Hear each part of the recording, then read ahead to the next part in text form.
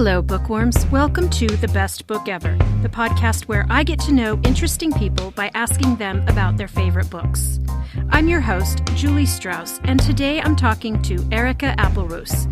Erika is a doctor in theology and associate professor in philosophy of religion, with more than 20 years of experience as a teacher, coach, and speaker. Erika works as an associate professor at Lund University in Sweden, and in 2019 she started a private coaching business. Erika has a vast array of interests and expertise, ranging from the scientific to the artistic, and I was thrilled for the chance to ask her about her favorite book, and fascinated to hear why she chose the Swedish classic The Emigrants by Vilhelm Moberg as the best book ever. Good morning, Erika. Welcome to the Best Book Ever podcast. Thank you, Julie. It's an honor to be here. Although I guess it's not good morning where you are, right? No, it's 8 o'clock in the evening. I'm in Madeira, a Portuguese island in the Atlantic. Oh, you are? I thought you were calling me from Sweden. I could have been. I am from Sweden, but I spend the winter here in Madeira because of the climate. What is the literary life in Madeira like? Are there a lot of bookshops? Yes. In fact, there is the biggest, it's said to be the biggest, most comprehensive bookstore in Portugal. It's actually in Funchal. Really? It's a bit amazing. Yes, it is. But it's huge, and it's got every book. It's said to have every book that's been published in Portugal, and it hangs in little plastic bags on on clothes pegs. I've been in there, and there's several floors with books, and just one of each. It's an amazing place. And then, of course, there are several ordinary bookstores too. So it's a very cultural island. It was a book fair a week ago. And last year I went to a book fair too. And yeah, for being such a small island, it's only 250 something people living here. Oh my gosh.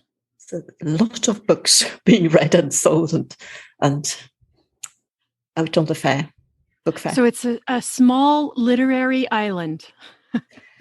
I guess you could say so, yeah. Tell me about your reading life. How did you become a reader? I remember learning to read. Or rather, I don't remember learning to read because my mother has told me that I learned to read before I could speak. So I was crawling. She would put out, words. She'd written words on large pieces of paper, say mum or dad or dog or things like that. And she'd tell me to, go and get dog or go and get mum. But I couldn't walk, I couldn't talk, but I crawled on the floor and got her the right thing. So I cannot remember. I cannot actually remember a time where I didn't read. I do remember when I was 4. My father promised me for each book I finished, it was in a special series, he would get me another one. I think it was a kind of illustrated science for kids, something like that.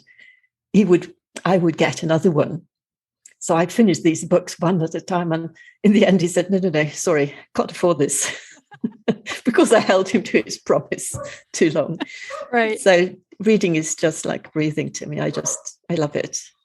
So your parents obviously must have been big readers. Yes, they were. And that's where I started my reading. I read through the library at home. And of course, it also has a sort of sad side to it because I was a kind of lonely child. So I spent a lot of time reading and found my friends in the books. I swept through my parents' library and there were all kinds of books, but historical fiction, thrillers, crime, puzzle, Agatha Christie sort of crime books, a lot of classical literature, the Gulag Archipelago and old sort of Swedish books written by classic, the famous authors from the 19th century, 18th, 19th, 20th century. So I read all of that. And science fiction, I loved science fiction. George Orwell's 1984 was one of the first. I'm talking about my childhood, just recollect what I used to read. Yes, and A Brave New World. Those were among my favourites. Yeah, and the Emigrant series of Vilhelm Moberg. that was one of the first that was in my parents' home too. That was one of my first delights in reading. And of course, I also read children's books. I was going to ask, because I thought, wow, you really went from getting those dog flesh cards right into Agatha Christie and George Orwell. No. I did read all those when I was around 10. Mm-hmm. But also read. I loved C.S. Lewis, mm-hmm. the Yes. Narnia series. Yeah, I read a lot, and I had a period where I read all the fairy tales I could find. Good old-fashioned fairy tales with princesses and princes and dragons and things. Yes. And finally, I even rewrote one of them because I thought they were too, it's always the prince looking for a young lady. So I rewrote one of them, exchanging the genders of everyone. And it was quite fun. I couldn't write, so I asked my mother to write it.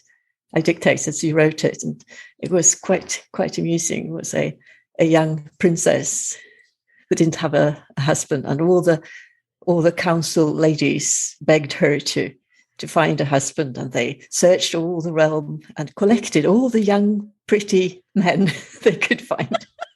And on it went. Quite exciting. And what about now? What are your favorite genres now? Is there a certain place of the bookstore where you like to spend time, or are you still sort of all over the place?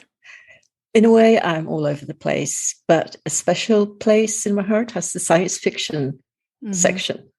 Not the fantasy section particularly. Some of them can be quite good, but the pure, more science fiction, Asimov, Clarke. What is it that you like so much about science fiction? I think it is that it lets you dream. It lets you escape reality for a while and have some fun. And also it's supposed to be, it's not unrealistic in a way. In a way it's unrealistic, but it's not extraordinary. It only takes more science to make science fiction. Whereas fantasy, okay, it's more like a fairy tales, which are amusing in their way, but they are different genres. And I like this reality connection. Although it's very, very thin, it's still there. I was looking for, because I was reading, if we're talking about science fiction, a woman writer, because most science fiction books are written by men, but there's a really, really good, oh yes, Becky Chambers, that's the name. Have you read anything about Becky Chambers? But she's written a series, The Long Way to a Small Angry Planet. It's one of them, and there's a series. I could recommend it. It's she writes well. It sounds like it might be environmental dystopia. Not at all. Oh, Not okay. You'll be quite safe from that. Okay. Way out in outer space. My friends, I wish we could sit across from each other at a coffee shop and chat about books all day long. But since we can't do that anytime soon, let's be social media pals. Follow me over on Instagram at Best Book Ever Podcast, and you'll see lovely pictures of my weekly guests, read more about the books we discuss, see occasional photos of my reading life, and bookish news from friends of the show. You might even catch a glimpse of our official mascot, Benny, the meanest bunny on the planet. I really loathe most social media, but I love the Instagram book community. So come on over and say hi at Best Book Ever Podcast. I look forward to chatting with you there and seeing what books you are sharing. Now, back to the show.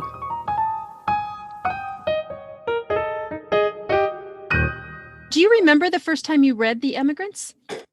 Yes, I think I do, because I read it before it was made into a movie. And I think that was 1973. I believe, something like that. And then I was 9 at the time, so I must have read it before that.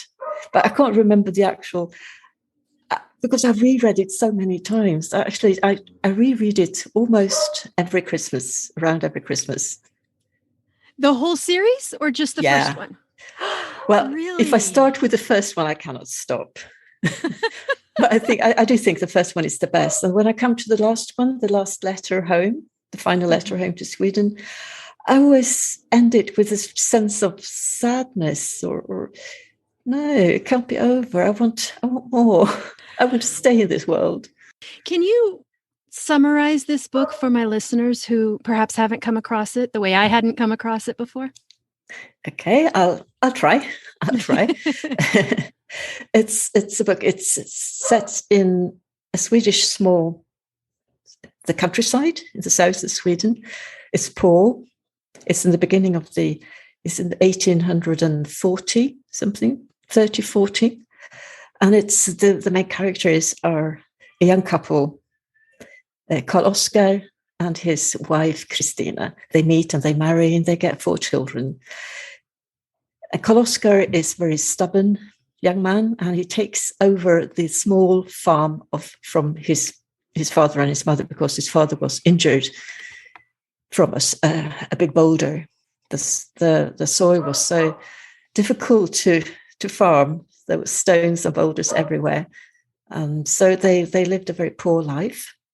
Karl Oskar had a brother, Robert, a teenager, and he had to serve as a hired farmhand, I think you call it. And he was badly treated. In that time, they could hit their employees. These are the main characters, but there are also a lot of other people. Christina, she has an uncle who is very religious, but not in the Swedish church, the Lutheran church, but he has his own Bible study groups, and that was forbidden at that time, very much forbidden. So he got a warning from police and from the church, and he had to stop it or leave the country.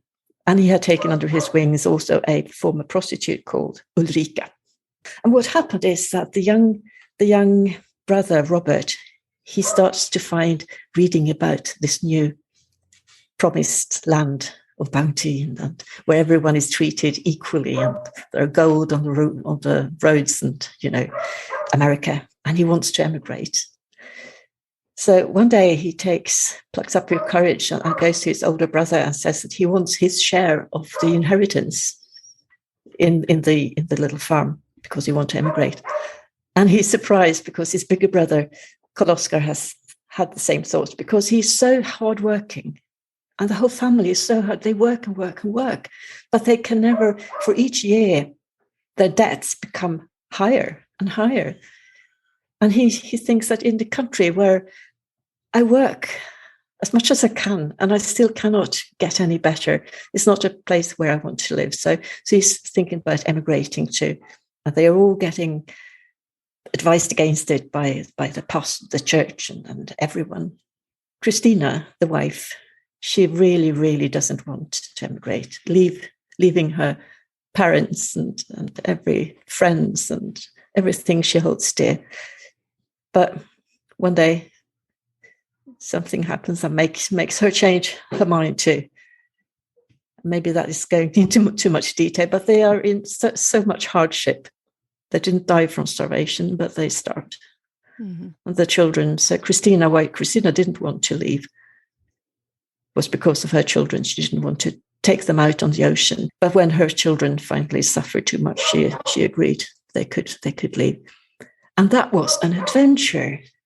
The people we talked about, they left in a wagon and had to go for hours and hours to get to the ocean. They had never seen the ocean before. And then they embarked on a brig, Charlotta, I think it was called, very small. And they had to spend 10 weeks suffering from, all the kinds of things you suffer from on a small boat on the ocean. They were totally packed. And some of them died, of the passengers, of course, on the way over. So I think the first book, The Emigrants, ends when they finally reach the New York harbor. Sometimes they disembark. And not all of the party that left survived the journey, but most of them did. And the rest of the series is taking them from there. For the purpose of this podcast, I read the first book in the 4-book series, The Emigrants. After that is, in English, they're called Unto a Good Land, The Settlers, and The Last Letter Home. Do they stick with this same group of people through all 4 of the books? Yes. Yes. So by then you really know them well. You really know them. You get to follow Karl Oskar and his wife Christina and their children, because the first book, they just arrive in the United States, emigrating from Sweden. You get to follow them all over the continent to the new settlement, finding where to live. You get to follow his brother, Robert, the younger, the farmhand, the enthusiastic, going on to searching for gold with his friend. And I won't say what's happening, but it's very, very adventurous and very sad. And you get to follow everything, and they grow up, and you see the settlement growing from just, walking out to the forest with an axe until you get the first little general store and things, and what happens to them. And the last letter is, of course, the last letter. It's the story of, they have happy lives. Yes. They have real lives. I think that's why I like it, the series and the book, because they are so real. And the author, Vilhelm Moberg, doesn't shrink from showing both the good sides and the bad sides of life. He shows us the pains, but also the love between Christina and Karl Oskar is wonderful to read about. And the new life created for the children. They grow up, they get a new life, they don't starve anymore. But that also has the consequences of they speaking another language, and the grandchildren cannot speak the language of the grandparents anymore. So sadness is always the good and the sad. When the Swedish group, the little family, they started off in the beginning of the 1840s to emigrate from Sweden to Americas, and they were the first family in their area at all. Nobody knew what this new big country was, and everyone advised against it. But they decided to go. And there's one very touching scene where their old parents, or the parents of Karl Oskar, they stand by the gate and they wave goodbye to both of their sons. They have one daughter still left in Sweden, and their grandchildren. And the emigrants, they are all, very excited and happy because they're going to a new life. Of course, a bit sad because they're saying goodbye to their parents. But the father, the old man, he says to somebody, I don't remember who, "Why are you so serious?" "Well, I'm not waving goodbye to my sons. I'm following their coffins," sort of. That was their funeral carriage he was waving goodbye to. And not only theirs, but my grandchildren and grandchildren's grandchildren. It's not only them who were moving, but all the generations to follow. It makes you think, doesn't it? That every decision you make, every choice you make, well, they're not all that straightforward. They have consequences. They have good consequences, and they have bad consequences all at the same time. Maybe they are not even good or bad, but they are just consequences. Mm-hmm. And we have to choose what consequences we want to live with. And sometimes we don't even know what they are. What is the place of this book in Sweden? Is this a childhood favorite book, or is this something that is given to children in school, or where does this book rest? Okay, it's not a childhood book, not at all. Okay. I was an unusual child. I believe, I suspected. Yes, no, it's not a childhood book at all. Okay. I believe that in some schools, when I was young, you were supposed to come across it, to read it, and what's equivalent is for you when you're in the late teens in school. It's something that's the general education. You cannot pass by it. You know about it. It's part of our history. It's part of our history. I mean, it's definitely acclaimed in Sweden because, again, as I was researching, I saw that there is a statue of Karl Oskar and Christina in, I'm going to say the name incorrectly, Karlshamn. Is that correct? Karlström, yes. Karlshamn. That's where they left from. I mean, in the fiction. Okay, I haven't thought this through, but I don't know that I can think of any statues of fictional people. Is that true? In America? Maybe. I can't. No, maybe that's true. Because, I mean, they are such a symbol for all the I don't know how many Swedes that emigrated in the around 1840 to the beginning of 1910, but there were millions. Mm-hmm. The families, the emigrants, there's a museum also in those areas because so many people emigrated, and almost everyone here has relatives in America. So they stand as a symbol for all those people who were so brave and courageous. And I think that's one of the things too. Later on, I mean, I've got plenty of relatives that emigrated later, but they were sent the tickets from older brothers, or they were already in an established society. There were suites and schools and everything. But the first families who left, who this book is about, they didn't know anything.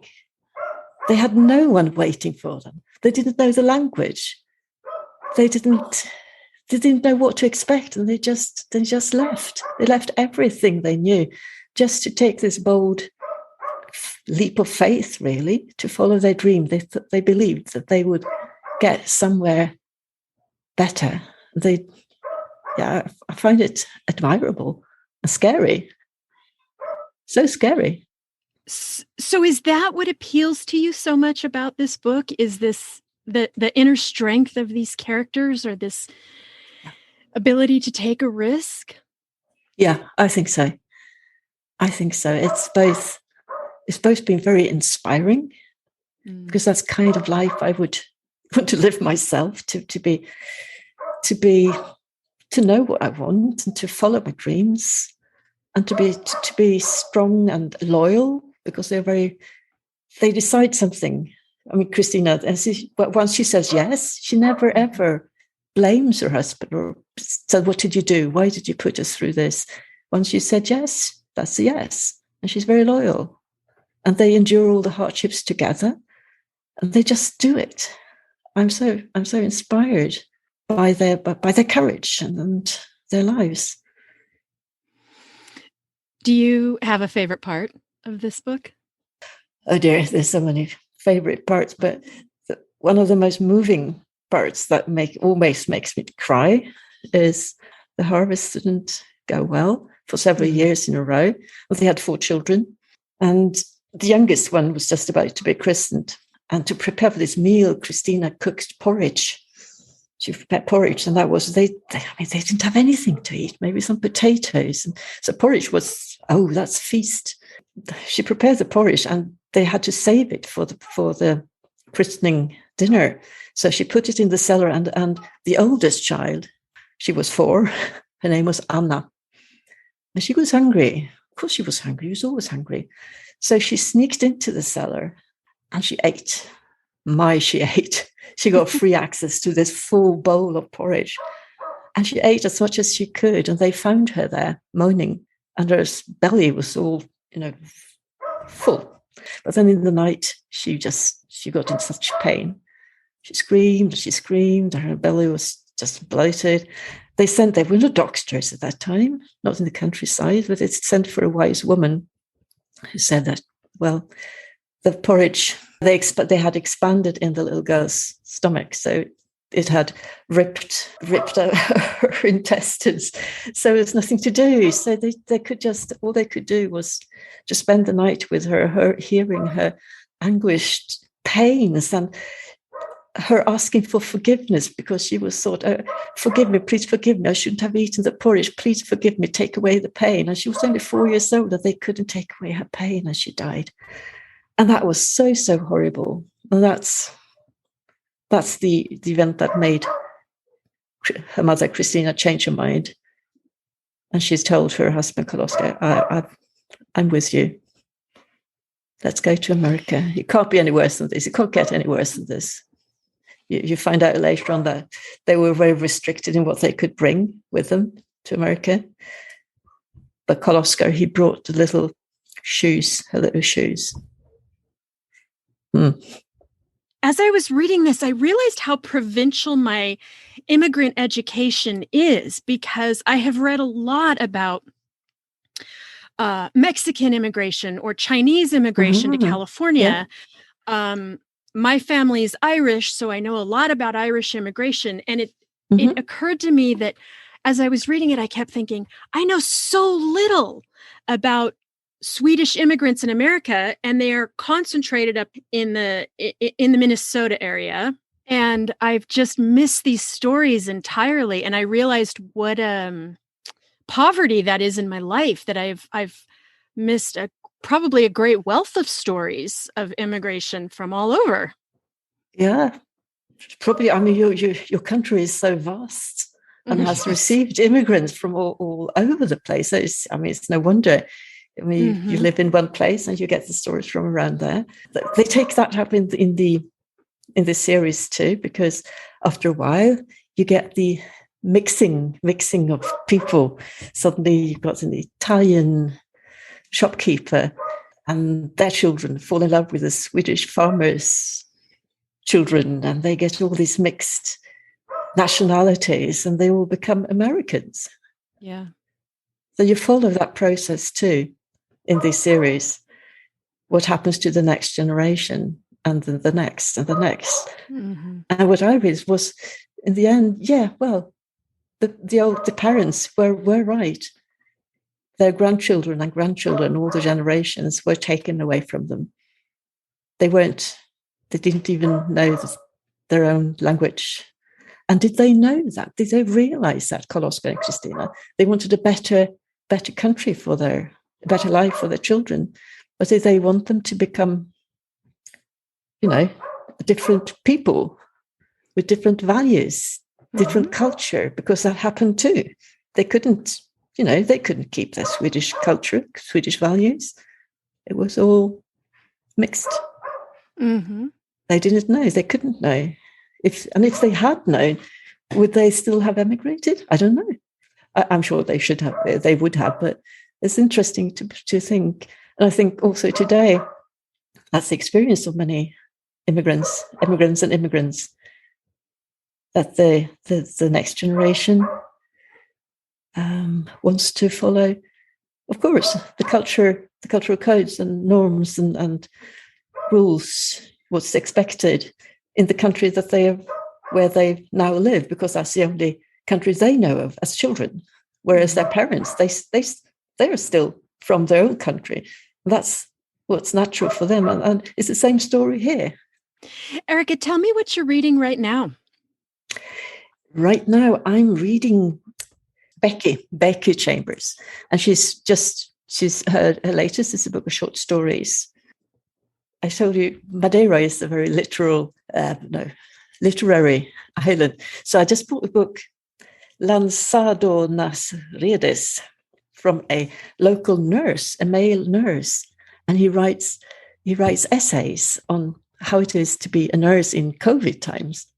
So, and it's a good thing it's short stories because it's in Portuguese and I'm learning Portuguese at the moment. So it's a good thing. So I'm practicing my Portuguese while I'm reading it. And then I'm also reading this, the bestseller, 10 Lessons for a Post-Pandemic World by Farid Zakaria. He's the guy who wrote a book before COVID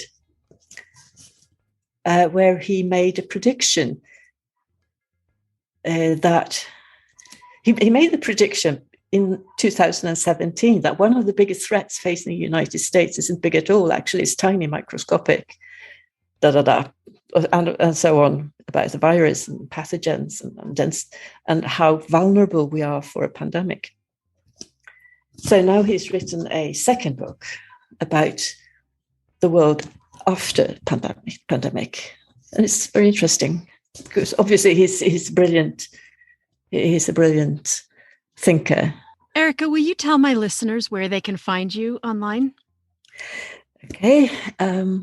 They can find me in several places, but if I got a website for my coaching business, which is called appelroscoaching.com. You could also search for me at Lund University, Erica Appelros. You get my university page. If you want to read what I published in philosophy of religion, you can find it there. But otherwise, and if you want to send me an email, it's the same as Erica@appelroscoaching.com. Okay. I want to thank you for joining me today. This has been so lovely talking to you. And I especially want to thank you for introducing me to this book that had never crossed my desk before, and I'm so delighted that it's now a part of my life. That's great. And do go on and read the next 3 books in the series. I will. That's great. I will. Thank you. Thank you. Thank you. Thanks for listening, bookworms. For more information on this episode and links to all the books we discussed, please go to our website, bestbookeverpodcast.com. You can also follow the podcast on Instagram at bestbookeverpodcast. I'm your host, Julie Strauss, and you can find me everywhere as Julie Wrote a Book. If you'd like to hear more from this week's guest, become a patron of the Best Book Ever podcast. For about the cost of a latte, you'll get exclusive interview clips, monthly book roundups, and curated reading lists. Go to patreon.com, that's patreon.com/bestbookever to learn more. Thanks for joining me today, and I will see you at the library.